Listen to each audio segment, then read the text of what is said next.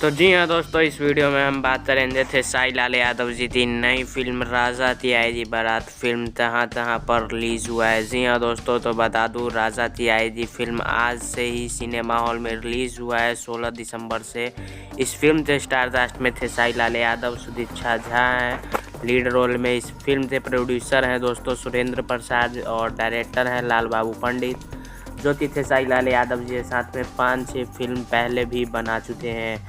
तो फिल्म का नाम है राजा की आएगी बारात। इसमें बहुत सारे एक्टर आपको देखने को मिलेंगे और इस फिल्म को दोस्तों बिहार, उत्तर प्रदेश, मुंबई सभी ऑल ओवर इंडिया रिलीज़ कर दिया गया है। तो आप लोग ज़रूर देखिएगा अपनी नज़दीकी सिनेमा हॉल में। और बता दूँ कि इस फिल्म तो बम्पर ओपनिंग मिली है और काफ़ी अच्छा ये फिल्म पर परफॉर्मेंस कर रहा है। और जो लिस्ट आप देखना चाहते हैं तो इसमें स्क्रीनशॉट लगा दिया हूँ मैं, और उस तो वीडियो तो रोक कर आप लोग अपने नियर बाय सिनेमा हॉल में जाकर देख सकते हैं। तो ज़रूर देखिएगा राजा की आएगी बारात। और फिल्म आपने देख लिया है सिनेमा हॉल में तो कैसा लगा कमेंट में ज़रूर बताइए। तब तक के लिए जय हिंद, जय भारत।